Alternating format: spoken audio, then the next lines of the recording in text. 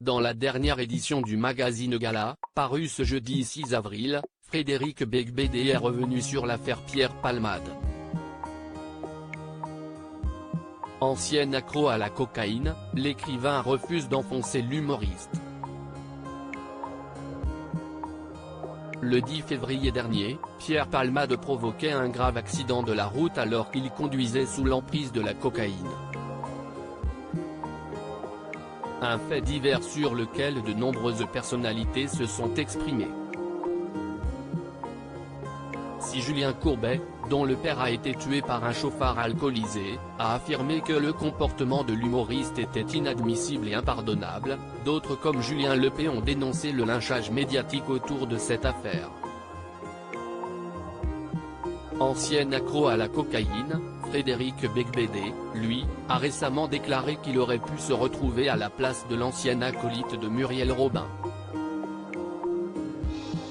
Même si ce qui est arrivé à Palmade est plus, à mon avis, lié à d'autres drogues nouvelles, comme la 3-MNC, dont je parle aussi, mais que je n'aille jamais essayer, a-t-il dit au micro de France Inter.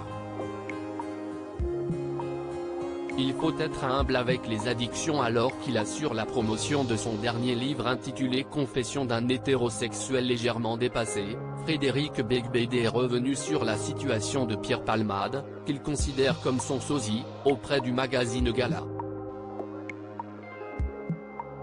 Victime d'une overdose le soir où il a obtenu le prix Renaudot en 2009, le romancier de 57 ans ne connaît que trop bien l'addiction à cette drogue dure. Ça aurait pu mal finir. Je pense qu'on n'en guérit jamais, c'est une lutte de chaque jour pour rester clean, confie l'écrivain, qui refuse de pointer Pierre Palmade du doigt.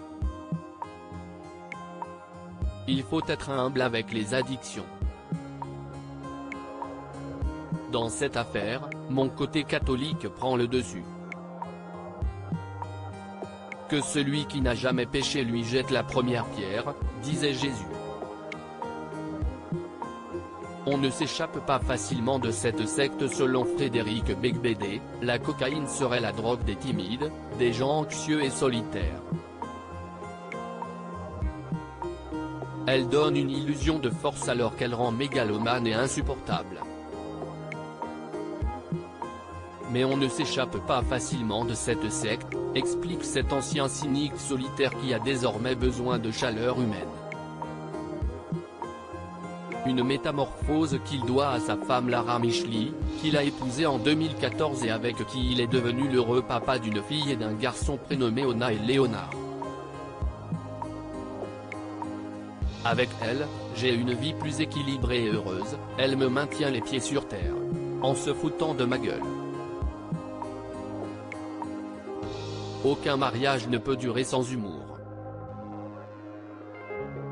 J'ai besoin de structure, sinon la vie est un chaos. À lire aussi Affaire Pierre Palmade. TF1 et BFM TV diffusent une interview de Devrim, le garçon de 6 ans, blessé durant l'accident.